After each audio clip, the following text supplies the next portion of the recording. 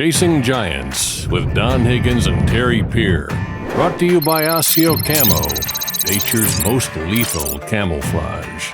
Follow along as Don and Terry discuss the techniques, strategies, and dedication needed to harvest one of God's most amazing creations, world-class whitetails. Hey everyone, welcome to this week's Chasing Giants podcast, episode 292, brought to you by ASIO Gear with Don Higgins. I'm Terry Peer. Don, we left off last week's show with both of us getting ready to get in the truck. You were already out of town. I was going for out-of-state scouting missions. Let's kick off the show with your results or updates about hunting public land out of state. Yeah, last week we recorded, I was in a motel room. If you remember, the car horn, the alarm kept going off. And I guess Did that it keep made going off all night? Well, no, after we got off the podcast, I didn't hear it anymore. But there was some listeners to the podcast mentioned it to me. They wondered where I was staying, and I was pretty hesitant to say what state I was even in. In fact, I didn't mention what state I was in, but the trip didn't go as planned or as hoped, but I'd heard about a piece of public land in Minnesota that received very little pressure, and there were some really good bucks in the neighborhood. So hunting season wasn't open here in Illinois, so I jumped in the truck and I drove 8 hours to get to this place and check it out. And I got there in the evening time, that evening we recorded, and drove out to that public area to drive around, see if there was anybody hunting close to it. And there was it's not a very big area at all, but there was two vehicles there that were definitely hunters. I pulled up next to the vehicles, and there was camouflage in the vehicles and a bow case in one, so they were definitely deer hunting. And the next day I seen a sign that there was just the odds of killing a good buck in that spot was going to be very, very, very low. I mean, you could hunt there for your entire life and never kill a good one.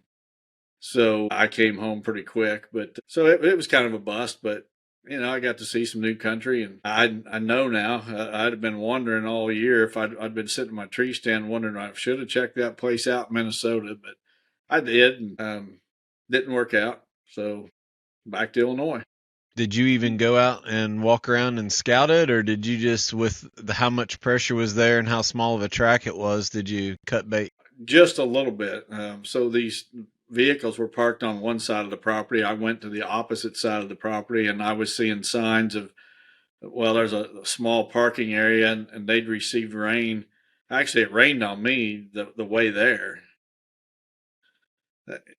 So the rain had just stopped, but there was a sign that there'd been vehicles in the other parking lot on the other side. I seen boot tracks where people were walking, and being a small area, it's like, I know there's multiple people hunting here already. And that was a weekday evening in September. I could only imagine what a Saturday morning in November would be like. So it was not worth me driving 8 hours back. So I didn't put cameras out. I didn't hang a stand. I mean, I've been doing this long enough. I know when the odds are that stacked against you, it's better just to move on. I mean, I think I could have killed a deer there, and probably a buck, but not a good one. Not a 5-year-old or older mature buck. The odds of that were so slim that it wasn't worth the effort. So we're going to talk after the ASIO break about the buck you've named Turning Point, and talk a little bit about that. And the name has changed from 2 weeks ago when we announced that you were calling it Charlie. We'll talk a little bit about that as we go, but it sounded like my trip turned out probably a little bit better than yours. But, I mean, do you have any other plans to try to scout more public up there, or are you just going to play it by ear? And because you consult a lot up there too. I mean, you usually make a trip up north every year. Yeah, I do. I spend way more time in Wisconsin than I do Minnesota, but I do get into Minnesota, and I've already got at least one in Minnesota on the books for this coming winter, and actually a handful in Wisconsin, and then even throughout Iowa. I was in the southern part of Minnesota. I wasn't that far into the state, but no, I don't. I've got 3 different tracks of public here in Illinois where I've got cameras and such, and I'm hoping something will show up on one of those cameras, but right now it doesn't look like. There is one spot though that depending on what I've got going early November, when the bucks really start running, like around that 5th through the 10th, that there's 2 spots on public that I may just go sit for a day, depending on what else I've got at that time. But I haven't given up on the dream of shooting a giant on public, and if it happens, great. If it don't, I'll just keep plugging away.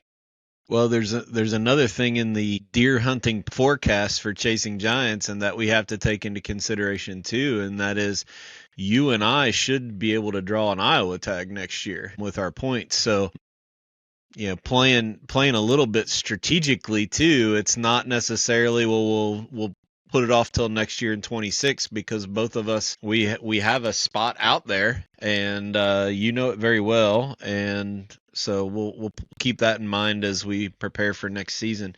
My trip was twofold. We had a opportunity to help one of our friends out. That's a podcast listener who owns a sawmill. And Don, when I got on this property, I've never seen anything like it. You talk about a farm that was grown for timber with timber management. I'm talking, I've never seen this many white oaks in my life. And when I say white oaks, I mean big white oaks. And you could go out on any spine. It was hilly, but it wasn't as hilly as where I live. But those long two-seater Polaris Rangers, and how long those things are, and how I could drive that thing out any part of the woods on a 500-acre farm. That's how open the bottom canopy. I mean, you could see for 200 yards, and I mean, it's just all giant oaks, and that's why he bought it. He owns a sawmill, so he bought it for the timber, and he contracted Chasing Giants Land Consulting to come in, and he's going to divide the big 500-acre tract into 3 different tracts.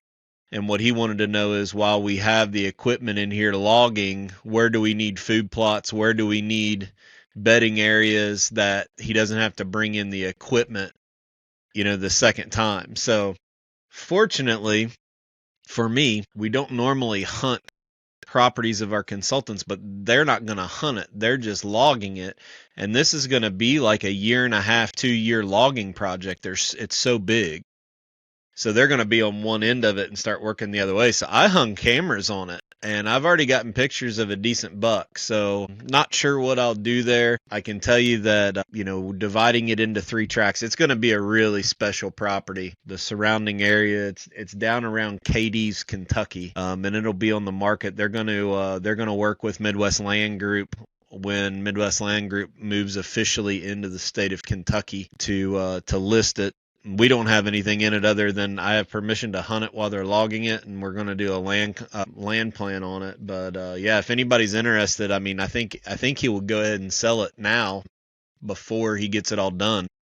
But if anybody's interested in that, he's going to divide it into, I think, 3 tracks. One of them's going to be about 80, and then 2 of them about 180 to 200 acres. So 3 different tracks of 3 different sizes. Have you ever seen a property that big that just had that big of white oaks on it?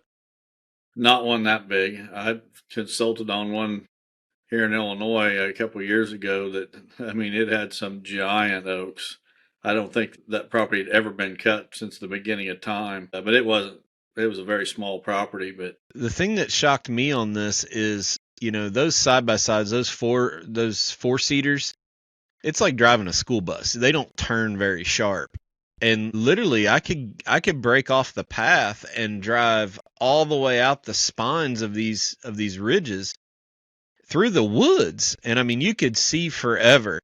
So I'm sure right now, with as dry as it's been and the acorns dropping, the deer are just who knows where all throughout that property. I mean, it is all woods. There's no open field anywhere on the property. It's 500 acres of mature timber. So it's going to be a fun project to work with a landowner on it, and we'll see what happens as he keeps working. From there, I went to the very southern tip of Illinois and looked at a property that's going to be available. It's also around 500 acres, and he wants to lease half of it for next year. So this isn't a scouting mission necessarily for this year, but he allowed me to go ahead and come and look at it to see if I was interested and put cameras up on it so I can start, building a history and looking at it.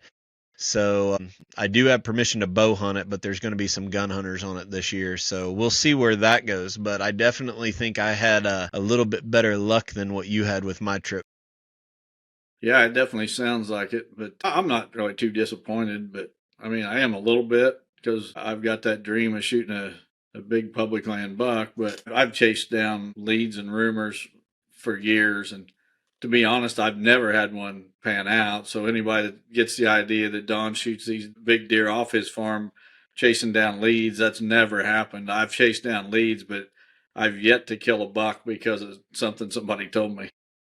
Yeah, it's tough. I think there's people that rely on that, but most of the time there's a very large sum of money going around when people are doing that. So, and whatever, to each their own. Let's take a quick break and listen to a spot from ASIO. Make sure you're checking out their sales. They got a bunch of clearance stuff right now, but their stuff is coming all back in stock right before hunting season, so you can make sure you stock up. And we'll be right back to talk about the Turning Point buck and Don's hunting season opening up this week right after this message. ASIO Gear was forged by apex predators. Our 2 camo patterns are built from nature's most lethal hunters and designed to vanish anywhere in the whitetails range. Our Raptor pattern draws inspiration from the unique feather patterns of a great horned owl, while our Rapix pattern is derived from the patterns of bobcats, coyotes, mountain lions, and wolves. But camo's just the start. Every detail of our gear is engineered for bow hunters. From our patent-pending bow hunting collar to our premium fabrics that keep you quiet, dry, and dialed in all seasons. ASIO Gear is made to last, with our lifetime warranty standing behind every stitch. Visit ASIO Gear and use code CHASINGGIANTS for 15% off your first order. That's ASIOgear.com. All right, Don, let's first talk about opening day being October. Is it October 1, I believe? Yeah. Is what Illinois opens. Yeah, that's when. And then you can kind of transition that into your plans for the buck called Turning Point and why you decided to change the name. Well, so I didn't really change the name. I changed the buck. The Turning Point name, the original buck that I'd named Turning Point. After I didn't have pictures of him after he'd shed velvet when I named him and planned to hunt that deer. But after he shed velvet, he didn't look near as big. And I had one shed antler from him from last year that I found this spring and got the tape measure out, got pictures of him out from last year that I had to shed from and from this year. And I've got my pen and paper out and I'm trying to figure out what I think he scores. And he just wasn't as big as what I thought he was. So I decided he needs another year. But there's another buck that he's 5.5 years old too that I thought, well, this buck, he's probably as big as he's going to get. He just doesn't have the frame and he doesn't have the extras to make him a true giant. Now, he's a good buck. Don't get me wrong. He's in the 170s, as a 5.5-year-old buck. That's definitely a trophy. So, and he's not a buck that's on my farm. So he's going to be a challenge. We'll just see what happens, but he's going to be the one I call Turning Point. The buck I hunted this year, I wanted to call Turning Point in honor of Charlie Kirk, and it's going to be this other 5.5-year-old. So what's the plan? How's your strategy going to work? Have you already looked at forecasts for the first couple days of season, or you wait until it gets a little bit closer? You all had a lot of rain come through. We did too. How's this affecting weather and possibly your strategy as the season starts? Yeah, we did get 2.5 inches of rain, and the over 2 inches of like 2 1/10 came in about an hour and a half.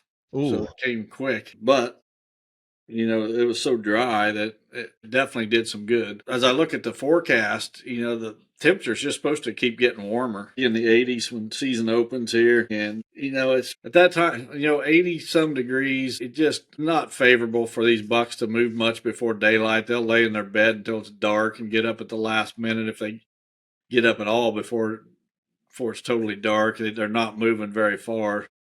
50 yards or less typically. They just stand up and stretch is about it. So I will probably go out some just because I'm anxious to get in the woods and sit in a stand, but it won't be in a good spot. It'll be an observation hunt more than anything. The other thing is I'm looking at actually buying some bred heifers out in South Dakota, so I may make a trip to South Dakota with my stock trailer next week and pick up some heifers. So that'll take me out of a couple days of hunting. So we'll just have to see how it goes. So I don't think we've talked about it. At least we haven't talked about it on the show. But and we got a question that kind of touches on this from a listener. But after talking openly about what you've seen different with the bucks being on your farm this summer, what is the doe strategy on your farm this year, and when will you start killing does? Well, actually, we got a question that kind of pertains to that coming up, but I'm not going to shoot as many as I did last year. Mm-hmm. How many? We need to get the crops out, and I need to get a much better feel. But I'm definitely not going to shoot as many as I did last year, which we shot 8 here last year, and I'm thinking that 4 would probably be 4 to 5 would be the max. Why is it so important in your area till all the crops come out? Well, I'm in an area that's 90+% ag fields, and it's hard to. I mean, a lot of these deer live out in the ag fields all summer long, and until the crops come out, they don't really move on to my place that much. And yeah, there's some resident deer that are here year round, but the herd really picks up later in the year, and I want to get a good handle on what I got. There's no shortage of deer. I mean, I don't think that I need to lay off of doe harvest 100%. I definitely am going to shoot some. I just don't think it's going to be as many as last year. So it's basically to get a good gauge of how many you have.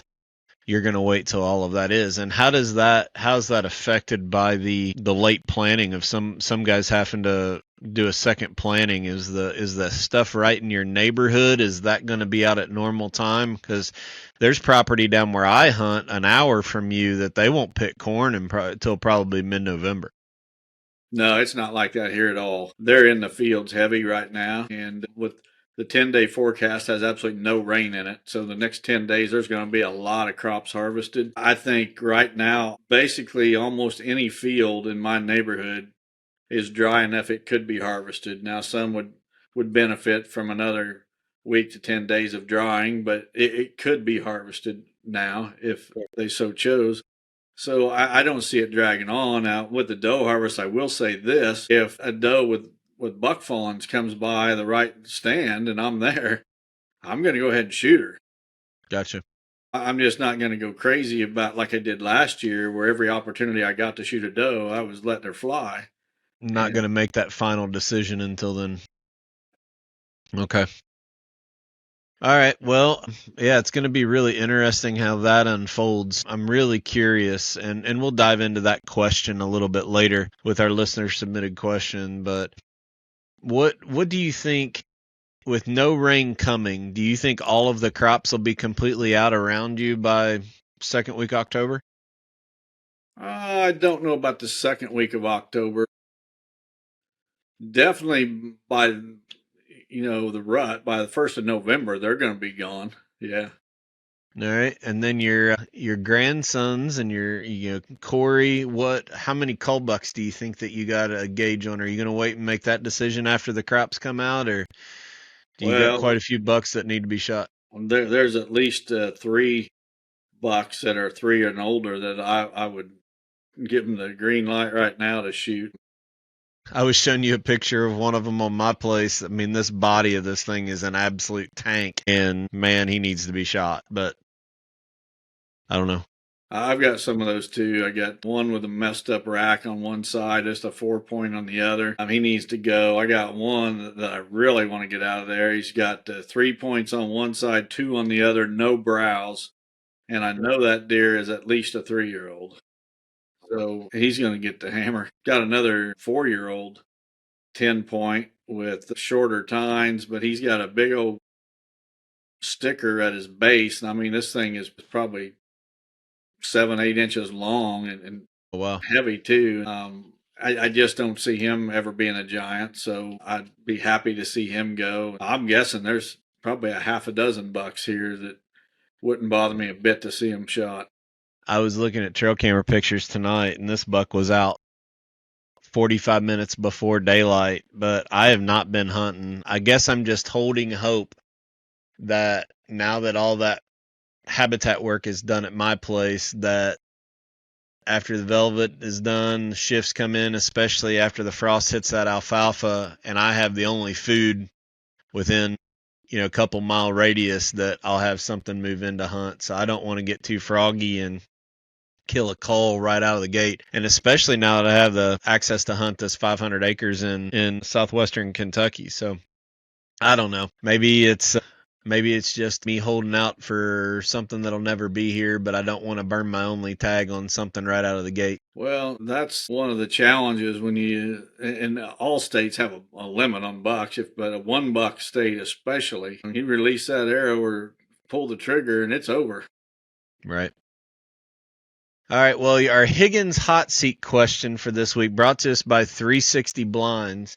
I'm going to ask you a question that you got to think back off memory. Thinking back at all the bucks that you've ever shot, can you think of one that you regret shooting or you wish you might not have done it for whatever reason, and the story behind that? That's easy. Skull is right here beside me on the wall. So if we go back about 25, 27 years, I had permission on a property, and it's a property that Al Foster used to hunt whenever he was still deer hunting. And when he gave up deer hunting, he turned me on to it, and I went to the landowner and he got permission. And a really unique property because it was a cattle farm. It was a whole section from road to road to road. On 3 sides was road, and it was all fenced in around the outer perimeter. And then there was a smaller pasture area in that bigger fenced in area. Okay. And a lot of bigger ag fields and such. So they would harvest those ag fields, and then when they did, they'd shut the gates and the cattle had to run to the whole section. The pasture they'd been in all summer, plus all the crop fields and Gotcha. the creek and everything else. There were some thickets within that cover, basically some multiflora rows and things like that the cows didn't get in too much. And once there was some pressure on the surrounding areas, there was typically a good buck that would come and live in that cow pasture with the cows. And I'd hunted it for a few years, and basically I had my stands where they needed to be and everything.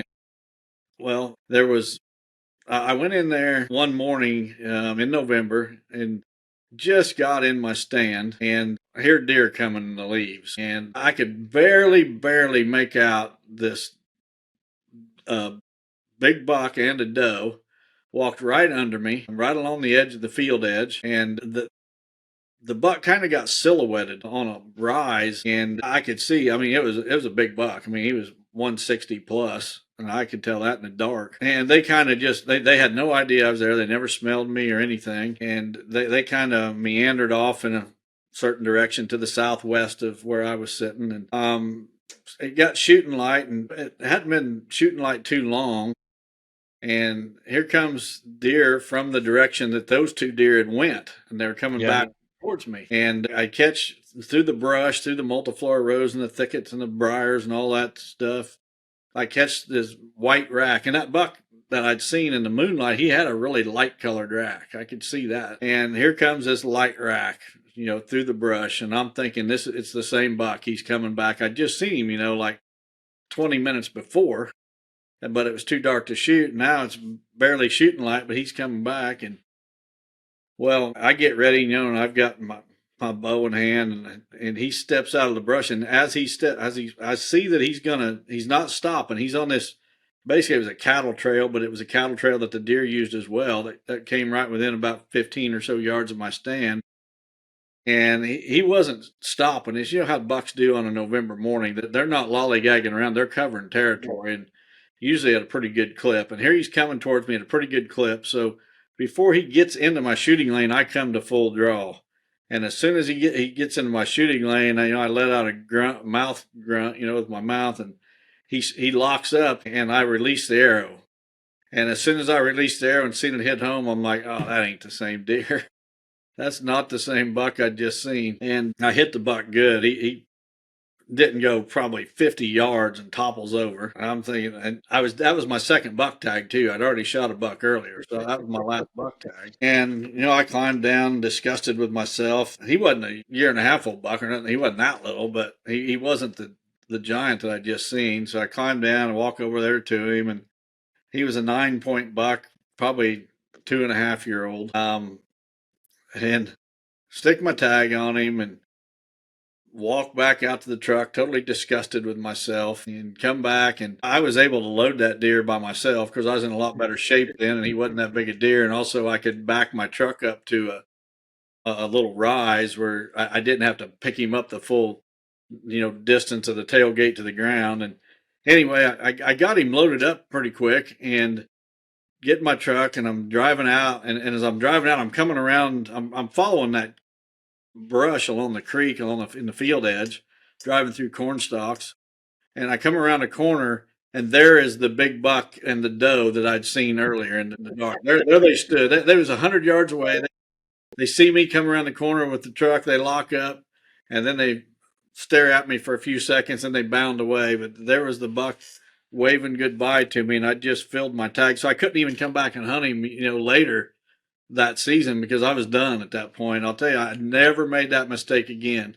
I've been very, very, very picky with what I'm going to shoot from that day forward. That's been 25, 27 years ago, something like that. That's the time where I let go on a buck that I wished I hadn't have, and never have done it again. Well, it's a hard lesson to learn, and I think all of us have been there. I know it happened to me one time with a rifle, and it's yeah, you got to put your tag on it, take your lumps, and go on. Yeah, the thing about it is, if you're an ethical hunter and you're not going to stick somebody else's tag on it, there's plenty of bow hunters that would have stuck someone else's tag on that deer and kept hunting. And I wasn't about to do that. And if you're an ethical hunter, things like that, you don't make that mistake twice. It sticks with you. And then they're standing in the field when you drive out, just sticking their tongue out at you too. So yeah. And at that time, that was 160-inch deer is one I'd have been really, really happy to shoot. yeah, 25 years ago it was a lot different in the state of Illinois. Back when truck tailgates weren't as high as what they are now. I don't think as high as these trucks are today that we could even get a deer up in them.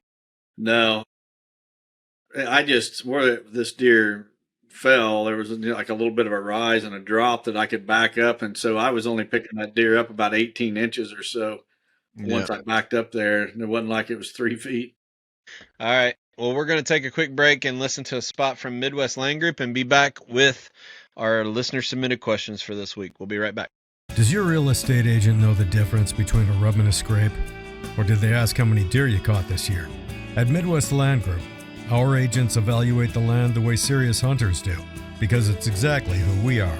From surveys, soil types, floodplains and easements, to timber quality, tree stands, access, and food plots. Whether you're interested in buying or selling, work with an agent who speaks your language. Visit MidwestLandGroup.com to connect with one today. Midwest Land Group. Buyers, sellers, land. Connected. All right, our first question comes from Nick Essenmacher from Harbor Beach, Michigan. It says, hey, Don, what are your top 3 favorite states to consult in, and what are your least favorite 3? Also, where does Michigan land on that list? Thanks for all you guys do. Well, Nick, I'll tell you, to be honest, I like all the states that I go to because they're all a little bit different. I like the Midwest farm country because it's very similar, to where I live and where I've got a lot of experience. But I also like, I like going out to Kansas and in that area because it's a little bit different than home, but it's still, a lot of wide open areas like we have here. I like going, even Michigan that you suggest. What I like about Michigan is that the guys in Michigan are super serious. It's almost like a different culture in Michigan. Very opinionated bunch of guys, a bunch of deer hunters, and not that I am as well, but a lot of times my opinion doesn't line up with some of those Michigan guys. But they're very serious about deer hunting and about land management up there. And I consider it a challenge to take a property in a heavily hunted area like Michigan and make it stand out in the neighborhood. I feel like if I can make a property stand out in Michigan from the properties around it, I've accomplished something. So I like Michigan. I've been to the East Coast, done properties in Connecticut and Maryland and Massachusetts and New Jersey, and I would never want to live out on the East Coast. I can tell you that. That's a place that I would never want to live, but I met great people out there. The terrain there is also surprisingly, it's not a whole lot different than the Midwest. You got smaller tracts of cover, and you got some ag fields and such. So I've been to the South. Georgia's a place that I've done some consulting on multiple properties, and I kind of love the weather getting going down there in the wintertime. Walking around in a t-shirt or a flannel shirt if it's cold, but you don't have to put the ASIO bibs on to walk around and consult down there. There's really not a place that I don't like to go consulting, really. So I don't have a three favorites, and I don't have a three least favorites. I will say this: I do like the ones close to home where I can sleep in my own bed. I knew that was coming. Yeah. So, I can do most of Illinois and sleep in my own bed, get up real early and drive to the property and be there by 8 or 9 o'clock. I can do much of Indiana. I can do some of the eastern side of Missouri and still sleep in my own bed. But a lot of times, if I'm going to go do those properties, I'm doing several. So, yeah, I'll get up early and I'll go do the first one. But then the next day, that night I'm in a motel and I'm gone for a week or so. But you know, great people everywhere I go. Great people. I didn't even mention like northern Wisconsin and Minnesota and those types of areas, and even way up there in Michigan, where it's real heavily wooded. I like that challenge because I think that I can really set a property apart in a situation like that. I just love what I do, so it's hard for me to find negatives. Yeah, there's the element of we always meet a new friend. That's really we kind of cherish that. But every single farm is different, and I'll get in trouble for saying this, but this is why you can't do what we do from an aerial. You got to put your boots on the ground, and you're just not doing service to the folks if you're trying to do to the level of what we're doing with looking at an aerial. It's impossible. Yeah, no doubt about it. And you know what just amazes me is that I think, with all the new consultants that I see starting every year, I think, well, that's going to affect how many people that call us. But, I talked to two different people today that want consulting visits. I know you've lined up at least two this week. And, we're in September and I said I was only going to do a certain number this year, and I'm at that number already. But to be honest, since I started that diet back in May, I feel like I'm 10 years younger than I felt this time last year. And now I'm raring to go. I mean, I'm raring to go hunting, but I'm also raring to go back on the consulting trail because. Yeah, I mean, if your energy's up, then you can do a lot more. Being a road warrior like this is tough. I know Wes pretty much lives on the road full time from as soon as his deer season's over, and then he'll finish, a whole lot later than we do because he's going all the way even into Canada. So he does it pretty much. He's nonstop, and if you don't have the energy level to do it, walking these properties, getting on these hills, I do a lot of hill country stuff, and man, if you don't have your legs or your lungs, you're in trouble. Yeah, and I feel great. I'm ready to get rolling. So that's better than you were last year. You were struggling last year right before the season. Yeah, well, I don't know if people can tell, but I started that diet back in 1st of May, and without even trying, I lost 20 pounds just by changing my diet and cutting out carbs, and not out of breath like I used to be, and no headaches like I used to have every single day. And man, I'm fired up. I'm ready to get to the woods. All right, we'll get fired up about the second question. Now, this one comes from Carl Compton from Findlay, Illinois. Says, Don and Terry, my question is about water holes. What is the right size for that water hole? Do you go bigger so there is less intrusion? Also, do you put this on a food source or are you putting it in the timber where 3 trails meet up? Thanks for selecting my question and God bless you both. Well, people have the misunderstanding that I'm against water holes, and I've never been against water holes. What I'm against is human intrusion and human intrusion filling those water holes.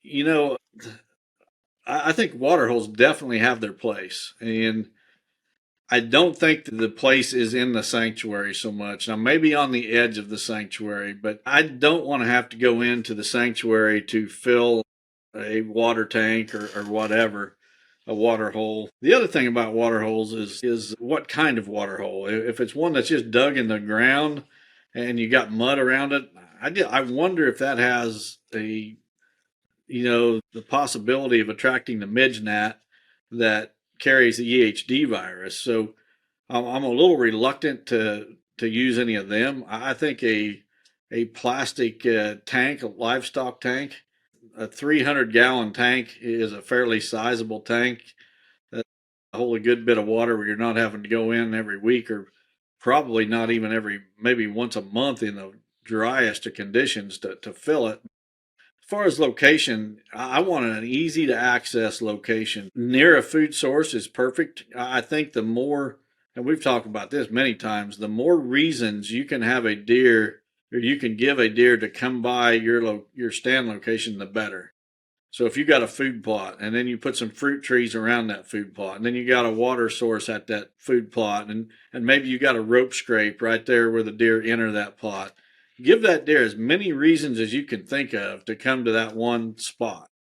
And a water hole is just another reason. I would much rather see it. Doesn't have to be in the food plot. It can be right on the edge of the cover, but and maybe even in the cover a little bit instead of out on the open field edge. But bring those deer to that one location. And I've not changed my thoughts on food or on water holes a whole lot, but I do think that the plastic water holes, I did a consulting job on a property in Ohio last year, and I don't know if we got the ability to share a short video here, Terry, but I got a short video I took where the client had a drain pipe that he dug back into the hillside, and the groundwater was leaching out through that pipe into this water tank. The water tank was partially buried in the ground, but I was there on one of the coldest days in the year. I'm talking single digit temps. Everything was frozen, snow on the ground, ice everywhere. And this water tank didn't have any ice whatsoever on it. And I did a video that I posted on social media. And if you think we can post it on here, I'll get it to you and you can. Yeah, send me the video. I'll put it in. Okay. That was a real eye opener for me because this gentleman does not have to go in and fill his water hole. It's being filled with groundwater. That's what I like. If you can have a water hole that doesn't require human intrusion to maintain the water, then I think that's a great thing. All right, we'll play that video and then come back for question 3. Hey guys, I'm here in Ohio today. I'm consulting on a property. Got my client and new friend Tom with me, and Tom has done something on his property that I am very impressed with that I want to share with you. And he's created a water hole that is flowing today. When I got in my truck this morning, it was 4 degrees here. And this water hole is not frozen whatsoever. I got water trickling out of it. And you guys have followed me, you know that I'm not a big fan of water holes whatsoever. And it's because of the human intrusion. You got to go in and fill those water holes most of the time. But Tom has done a fantastic job taking care of that situation. I'm going to turn my phone so you can see this water hole. And you see that pipe that's trickling out water. So Tom has created a spring more or less back on this hillside behind us. And then he tapped into it with this pipe, which drains right into this water hole. And again, it was 4 degrees here this morning. And there is not a bit of ice on that water hole. Deer tracks all over around it. But step back and give you a little better view. If you create a water hole like that, I'm a big fan of that. No human intrusion whatsoever after you get the thing built. So fantastic idea, and I'll probably be looking for ways to implement this on my property. All right, this question comes from Richard McCormick from Erie, PA. It says, Don and Terry, I hired a well-known whitetail consultant 2 years ago and honestly was so disappointed and disgusted that I was thinking the whole deer consulting thing is a little more than a scam. I am certain that the whole thing was a waste of my money and time. After listening to you for the past year, you have more honesty and integrity than many in the hunting industry. I still want help with my property, but I am very gun shy about pulling the trigger again. Could you please provide an honest sales pitch explaining why someone like me should hire one of you or someone from your team?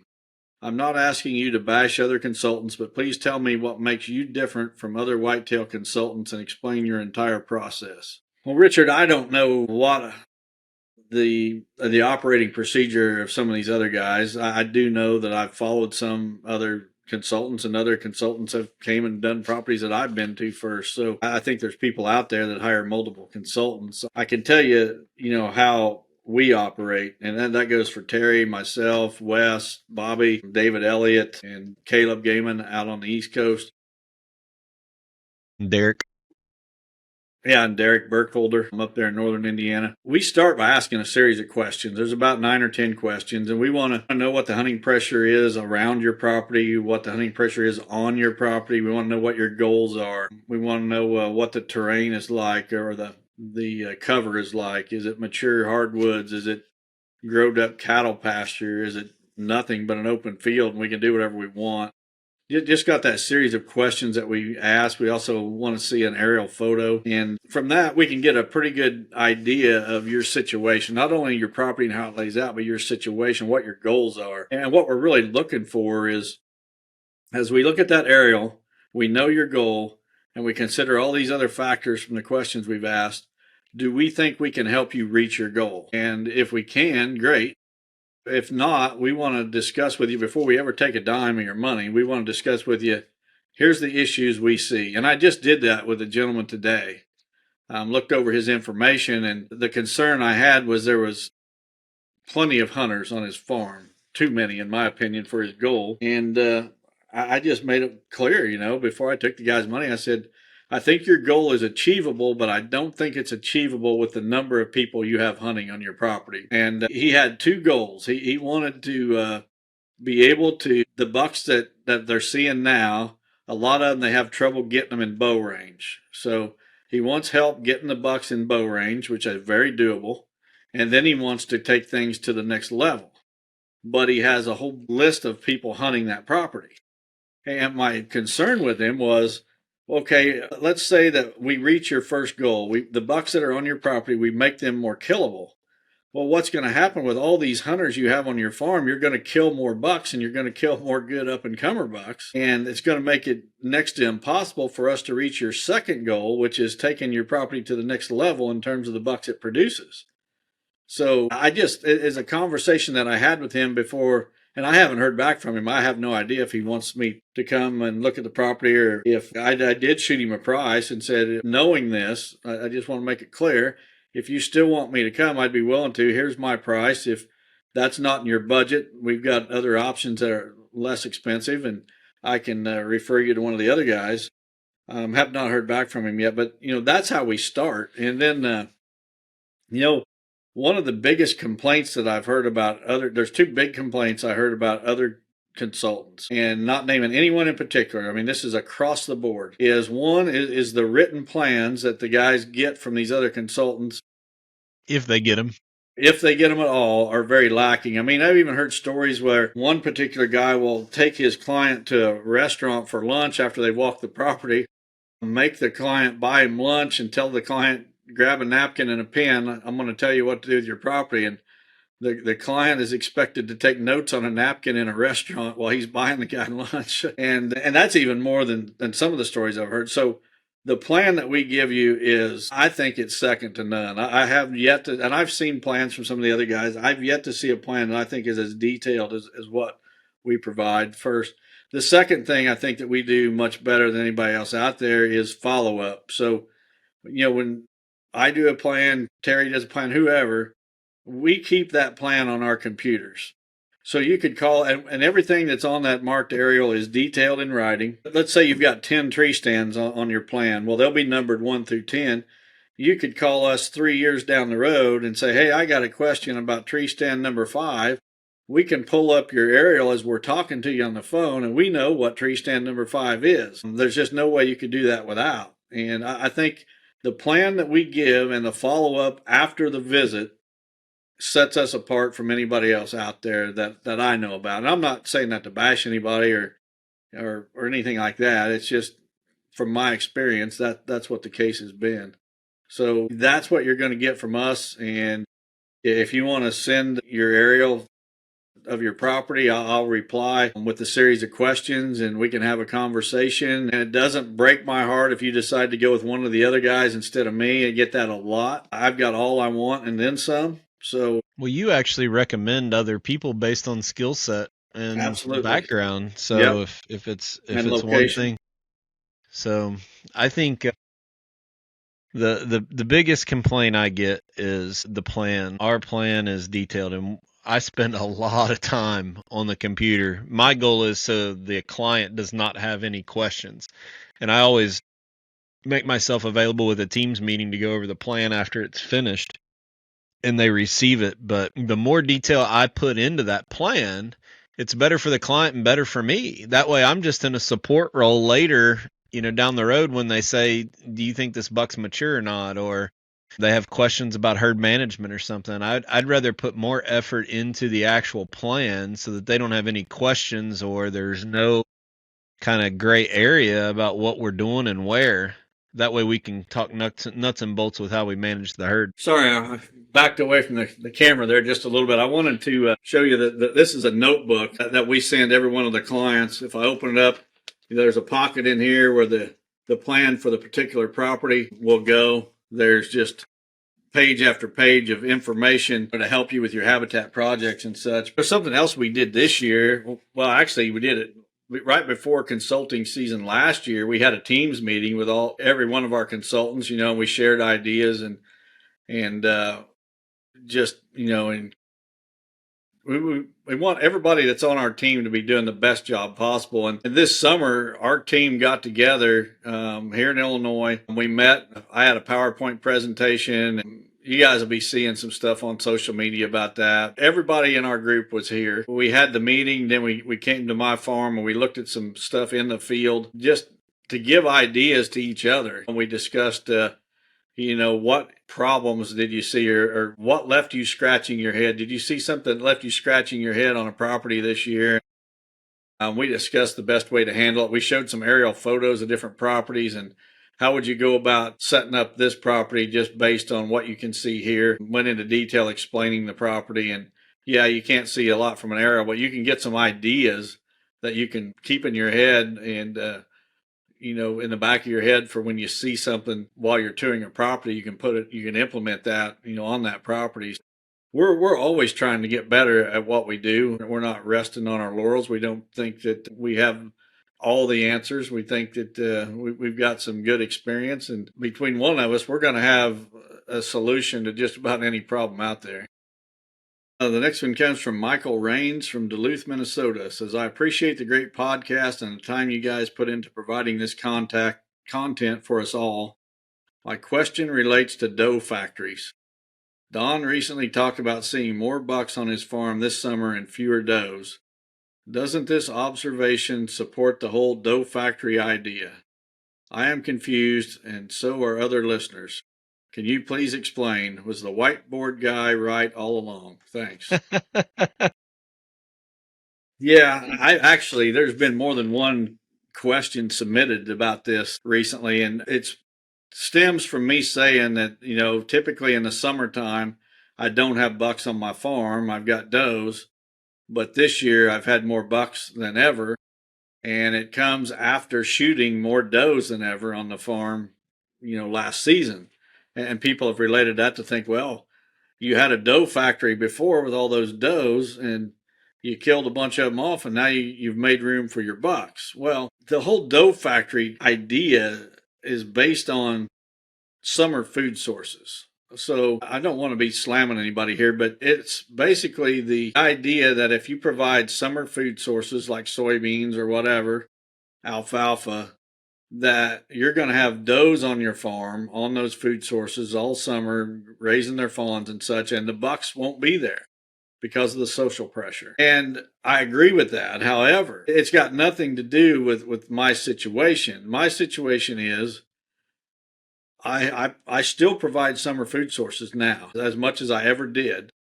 The only difference is I don't have as many does on the farm as I once did. So, and it's not because the food sources aren't there. I'm not telling people not to plant summer food sources. I'm encouraging them to plant summer food sources and have a complete food source program where you've got spring planted and fall planted, where you've got greens and grains, where you've got legumes and cereal grains, and you got, your mass producing trees, your soft mass, your pears, apples, persimmons, your chestnuts, oaks with acorns and whatever, and good browse, with, regeneration, high stem count areas. Provide it all. Make the best habitat you possibly can. Provide food sources year round, quality food sources year round. And in a lot of situations, that's going to attract a lot of does. And your bucks are not going to show up until later. My situation, the way my property lays out, this oasis in a sea of ag, I have a much easier time controlling my doe numbers than a lot of other properties. There's a lot of other properties where if they shoot 10 does, 15 more show up from the neighbor. Well, that's not really the situation where I'm at because the neighbors don't have those 15 does to show up on my place. All the neighborhood deer come to my place and I end up being the one to manage the herd for the most part. That doesn't mean that surrounding hunters don't have some impact. They certainly do, but I have the biggest impact. And I've cut the doe numbers back enough that now there's not the social stress that there was in the summertime, and the bucks are spending more time here. I want to continue that. I want to keep that doe population about where it's at right now. I don't want it to go any higher for sure, and not too much lower, maybe a little bit lower, but not too much. It's got nothing to do with the doe factory. It's how the herd is managed. And the whole doe factory premise is based on don't provide summer food. If you provide summer food, you're going to have a doe factory. Do use fall planted plots and bring those deer in later. Well, it's totally different than the whole doe factory idea. I hope it makes sense. Yeah, I think that does. Again, we spout off and say stuff, and you guys really bring to light a lot of really good questions. I think that was a great question by Michael to clarify that. That way it's not misunderstood. I do have a question before we put our last one up for our listeners. We got 3 or 4 requests this week from either listeners or listeners' spouses asking for merch for Christmas presents. And I don't know why it all happened this week. So I have a question for everybody. We don't sell a lot of merch. We partner with Mooring Creek Outdoors. The link is down below for t-shirts and stuff like that, just some basic swag. But Dawn and I don't have time to put all this together and ship all this stuff. I hope you guys understand. Even though we could get a lot of our branded stuff out there, time is just not in the favor of us. Saying that, if you want to comment down below and let us know, we could possibly put a run and partner with somebody to put some Christmas type gifts out there with Chasing Giants logos on them if you would want them for Christmas. But we got to move pretty quick to do that. And maybe, what do you say? We haven't talked about this ahead of time. We can do it. Profits go to Lester's feet or something like that. If people want to do that. So comment down below. Let us know. That would really help us. But for some reason, we got 3 or 4 of those questions this week by social media or email. And if you guys really want it and we can raise a little bit of money for Lester's feet, then we'll try to do it. But otherwise, I hope you guys understand. Mooring Creek does a great job doing some t-shirts and different designs for hoodies and stuff. Reach out to them and they drop ship those directly to you. But we'll finish up with our last question here. So this one comes from Adam Cates from Blue Mound, Kansas. Says, Don and Terry, I have a spot along a fairly busy blacktop road where I've struggled to get miscanthus to grow due to us not planting it correctly, drought, and rocky soil. I have the equipment and materials to build a trump wall of dirt and rock. Do you think this is a good idea to do that instead of waiting for the miscanthus to mature? Well, Adam, I think that I would do both. I would build that mound or trump wall, whatever you want to call it, of dirt, build it up as high as you can, and then plant miscanthus across the top of it. And even if your miscanthus doesn't do real well, even if it would only get, say, 4 or 5 feet instead of 12 to 15, like it will on a great site, that's still, an extra 4 or 5 feet of screening that you didn't have. So I would do both. And I've actually seen a couple of situations where people have done exactly that on consulting clients' properties, where they build a mound of dirt and then planted miscanthus on top of that, just because of the way the road may be set up higher than the field below, and they needed that extra height to block the view. So, yeah, do both if you can. Yeah. If you got the equipment to move that dirt and mound it up, then maybe you can get some topsoil in there.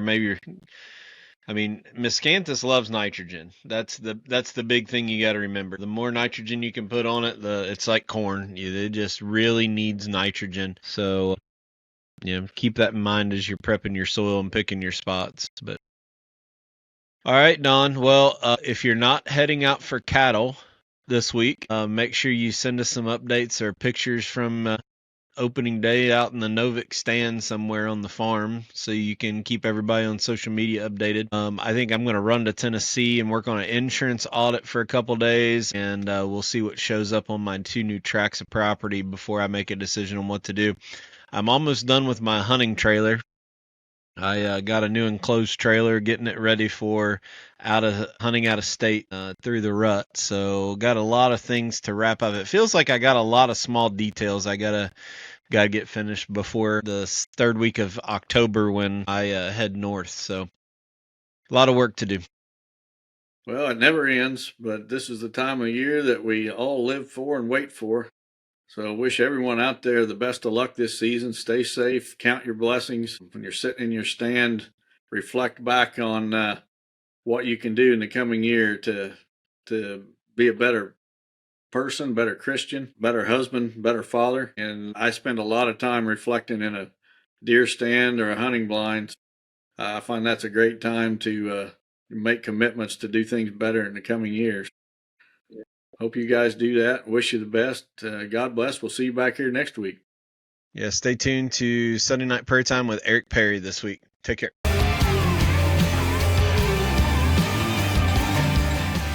Chasing Giants has been brought to you by ASIO Camo. Thanks for listening, and tune in next week for another episode of Chasing Giants. Well, I got to be honest with you. I've really been struggling on what to talk about. Normally, I try to stay 2 or 3 weeks ahead. But between work and my personal life and other different directions I've been pulled in, I've kind of been struggling on what to talk about. There was plenty of good applications, but just trying to focus in on that one, it was a little hard. Well, last Saturday, I got a text message from a real close friend of mine asking me if I could give him a hand. He had a client's farm that needed to get some plots put in before some much needed rain, and asked me if I'd be available to help him out with it. I wasn't doing anything. Told him, of course. He had me taken care of. He had the tractor, the drill hooked up, seed was already in the hopper. He had the gearbox set. All I had to do was, when I got to the plot, was open up the gate and go. I love running equipment, always had. I was born and raised on a farm. And it seems like anytime you sit on a piece of equipment, most of your worldly worries disappear. So it was work, but I was rather excited for it. So as I get to the first plot that I got to plant, I walk the plot, just kind of glance at it, see if there's any obstacles, anything, drainage ditches, washouts, the lay of the plot, so I know how I need to do my end rows and whatnot. And I just keep thinking, now that I've got some time just to myself, I really need to focus on Sunday Night Prayer Time, figure out my topic and how I want to go about presenting it. And I start doing my end rows, and the plot was more long than it was wide, so the end rows were very short. So, anyone who's done short end rows knows, you're not going straight very long. It's always lifting the drill, setting the drill back down, forward, reverse, back and forth. I mean, so I was paying more attention to the tractor and the drill than focusing on Sunday night prayer time. Well, as soon as I got the end rows done, I was taking the long sweeps across the field. And I live in southeastern Ohio. This farm is in southeastern Ohio. And I'm sure, I mean, Don and Terry have talked about it on the podcast. EHD right now in this area is just horrible. Absolutely horrible. Our deer herd is just decimated. Yeah, there's been numbers thrown out by different people, DNR, whatnot. I don't believe they're accurate at all. To put it, to just tell you firsthand what I am seeing. And again, I work most of the day, but I'm home normally every evening. I saw the last deer I've seen on hoof was about 2.5, 3 weeks ago. And that was 4:30 in the morning. My wife called me this evening, ecstatic, because she saw a doe, a live doe.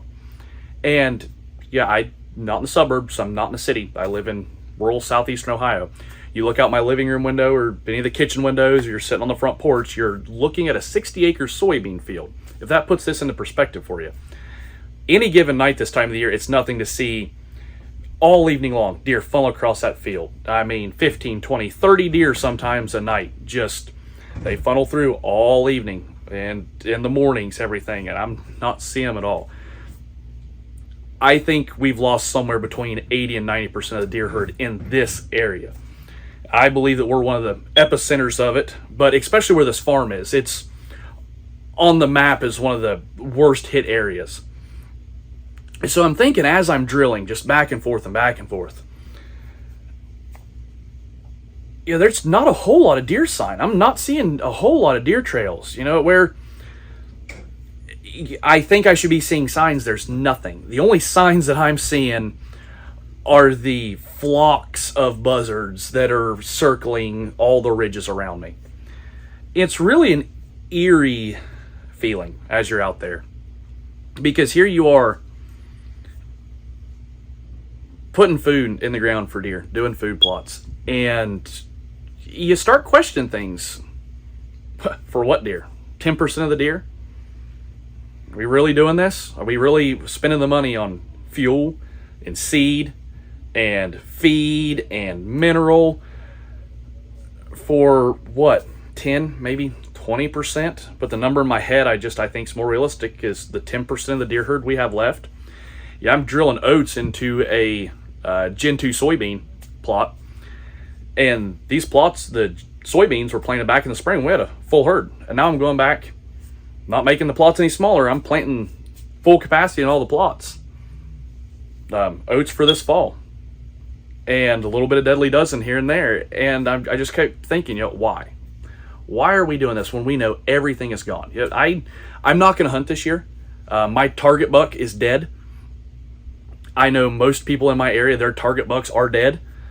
And as little deer numbers we have right now, I don't even want to shoot a doe, because if she can be bred during rut, and we're not a big fan of a doe giving birth to twin buck fawns, we try to get that doe out of our herd or end her to keep those buck fawns on us. I want her to have those twin buck fawns. I don't care where they go. We just need deer. That's what we need. So it was a hard decision, but I'm gonna set that out. But why? Why are we spending all this? Well, it's because we're conservationists. It's because we're good stewards of the land. And most importantly, it's because we love deer. That 10%, they need us. They don't need us to... Now, you may throw in the white flag and say, I'm not going to hunt this year. But plant the plots. Put the food out for them. They need it. What deer are left? And I'm telling you, personally, what I'm seeing a lot of fawns left.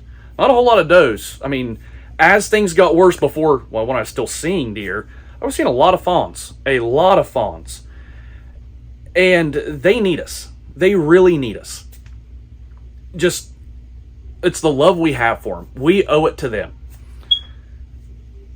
And I'm good at arguing with myself from time to time. And I'm just thinking of the love we have for these animals. For us to continuously do this, that is what love is. And then I start arguing with myself. I'm like, if you think that's love, what about God's love? That's true love. And I started just thinking in my mind, all the things that I love and how God's love is greater than that. Yeah, we have all kinds of hobbies, whether it be hunting, whether it be fill in the blank. God's love is so much greater, and how powerful God's love is. Yeah, I'm thinking, deer hunting has brought me to this podcast. But deer hunting didn't send his only son on a rescue mission to save me, to save you from eternal damnation, from hell, for a chance at eternity in heaven. But God did. There's nothing in this world that I would sacrifice my child for. And God didn't think twice. This was God's plan from the beginning, to send his only son for us. God's love for us, and I wish I could put it into better words, but I don't know. I don't even know the best way to describe it. That is what true love is. If you go back through the Bible and look at history, the love that God has shown time and time and time again. And because of God's love, we have grace. We have Jesus Christ, our Savior. We don't have to be perfect in this life. We don't. We just need to be faithful. And with all the nonsense that we're saying, I don't even want to say it nonsense. It was a cold-blooded murder is what we all witnessed a couple weeks ago with Charlie Kirk. But the world needs us. The world needs Christians. The world needs God. It needs Jesus. And I kept thinking as I'm going back and forth against drilling, 99% are dead. Only 10%. Only 10%. And my wheels start turning again. I'm thinking, that kind of sounds like the parable of the shepherd. Yet I believe it was the Pharisees, when they were kind of questioning Jesus on, you're hanging out in bars, hanging out with drunkards. Why are you doing this? He basically explains in a nutshell, those are the people that need me, not the saints. It's those people that I'm after. And he uses the parable that, hey, if you have a flock of sheep and one goes astray, but you have 99 safe over here, are you going to go after that one? Well, of course you are. And when you go save that one sheep, even though you have 99 over here that are safe, when you go after that one sheep, taking care of that one that has strayed away, the one that really needs you, when you bring it back, you're going to call your neighbors, you're going to call your friends, and you're going to party, rejoice with them. And it says, it even goes to say that the angels in heaven, when one sinner repents, they are more ecstatic, they are more happy, more celebratory than the 99 saints they already have. And with the crazy times we have, I think that the deer really need us right now. In my area especially, with the lack of numbers, the drought has caused food shortages, But just like the deer need us right now, the world needs us Christians. We need to be the good shepherd. We need to go after that one sinner, the one person that's lost. Because that's what God's love is. And we need to explain that. Like I said, in this crazy time that we have, we need to put God's love first and foremost. We need to, I don't want to keep talking about the Charlie Kirk assassination, but that was one big thing that he was, his faith was first and foremost with everything. And he had the organization called Turning Point. And I think we're at a turning point in this country, but it's up to us to do it. We need to go after that one sheep. Just like we're taking care of our deer herd right now, we can't lose sight of the big picture. And that's converting every sinner that we can, spreading the gospel to them, the true gospel, not anything made up. Opening up God's word, reading what it says, obeying the gospel. That's what we need to be focused on. That's what we need to do. Because as much as we think we love the deer, and we're doing all this stuff for the deer, the love that God has for us and we need to have on everyone else is tenfold of what deer are. Deer hunting has done a lot for us. Deer hunting has given this podcast, it's reached the people. If it wasn't for deer hunting, we wouldn't be talking right now. Deer hunting has saved my life. It has saved my soul because the people I met, now ultimately Jesus Christ as my Lord and Savior. That's why I am saved. But it was through the right people in the hunting world that really connected that dot. Well, guys, I hope you have plenty of deer in your area. I hope you're not facing what southeastern Ohio is facing. But say you are. Go out there, plant that plot. When you plant that plot, you're doing it for that 10%. I want to challenge everyone this week with, again, everything that's going on. Share the gospel, whether it be a Facebook post, whether it be a friend, a coworker. Share the gospel, the true love, the real love that God had for us, that Jesus has for us, that He is our Savior. I ask you all, just try to reach one person this week, because the heavens will rejoice. Guys, let's please close this out in a word of prayer. Dear Heavenly Father, we thank you for this day, and we thank you for this time to come together. Lord, I pray that this week that everyone has the courage to stand firm on their faith and proclaim the gospel that your Son Jesus is our Lord and Savior. No one enters heaven but through Him.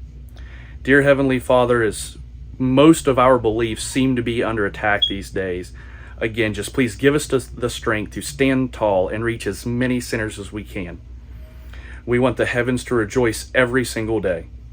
Dear Heavenly Father, please be with all the families that are being affected right now that Lester's Feed is helping out. Lord, we pray that you protect us and keep us safe. In your Son's name we pray. Amen. Thank you guys, and have a great week.